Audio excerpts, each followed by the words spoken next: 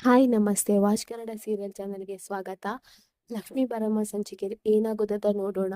ಅದಕ್ಕೂ ಮೊದಲು ನಮ್ಮ ಚಾನಲ್‌ನ ಸಬ್ಸ್ಕ್ರೈಬ್ ಮಾಡ್ಕೊಳ್ಳಿ. ಇವತ್ತಿನ ಸಂಚಿಕೆಯಲ್ಲಿ ಲಕ್ಷ್ಮಿ ನಾನ್ ಈ ಮನೇಲಿ ಇರಲ್ಲ, ನನ್ನ ಸ್ವಾಭಿಮಾನಕ್ಕೆ ಧಕ್ಕೆ ಬಂದ್ರೆ ನಾನಂತೂ ಈ ಮನೇಲಿ ಇರಲ್ಲ ಅಂತ ಹೇಳಿ ಮನೆಯಿಂದ ಹೊರಗೆ ಹೋಗ್ತಾಳೆ.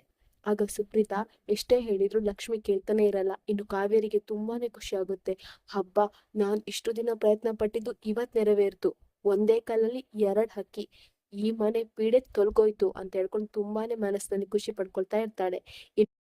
ಇನ್ನು ವೈಷ್ಣವ್ ಅವಳ ಮೇಲೆ ಬೇಜಾರ್ ಮಾಡ್ಕೊಂಡು ಮನೆಯೊಳಗೆ ಹೋಗ್ತಾನೆ. ಇನ್ನು ಈ ಕಡೆ ಕೀರ್ತಿ ಲಕ್ಷ್ಮಿಯನ್ನ ತುಂಬಾ ಜೋಪಾನವಾಗಿ ಮನೆ ಕರ್ಕೊಂಡ್ ಬರ್ತಾಳೆ. ಕೀರ್ತಿ ಹೇಳ್ತಾಳೆ, ಲಕ್ಷ್ಮಿ ನೀನ್ ಯಾಕೆ ಅಳ್ತಾ ಇದ್ದೀಯ? ನಾನಿದ್ದೇನಲ್ವಾ ಗೊಂಬೆ.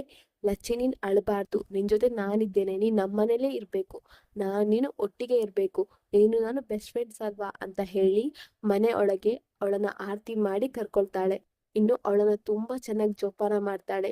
ಲಕ್ಷ್ಮಿ ಅತ್ತಾಗೆಲ್ಲ ಕೀರ್ತಿ ಅವಳದನ್ನ ಸಮಾಧಾನ ಮಾಡ್ತಾಳೆ. ಅವರಿಬ್ಬರ ಬಾಂಧವ್ಯ ನೋಡಿ ಕಾರುಣಿಗೆ ತುಂಬಾನೇ ಖುಷಿ ಆಗುತ್ತೆ. ಇನ್ನು ಕಾವೇರಿ ವೈಷ್ಣವ್ಗೆ ಇನ್ನೊಂದು ಮದುವೆ ಮಾಡೋ ಯೋಚನೆಯಲ್ಲಿ ಇರ್ತಾಳೆ. ಇಲ್ಲಿಗೆ ಈ ಸಂಚಿಕೆ ಸಣ್ಣ ಕ್ಲಿಪ್ಪಿಂಗ್ಸ್ ಮುಗಿಯುತ್ತೆ. ನಮ್ಮ watch Kannada serial channel subscribe ಮಾಡ್ಕೊಳ್ಳಿ.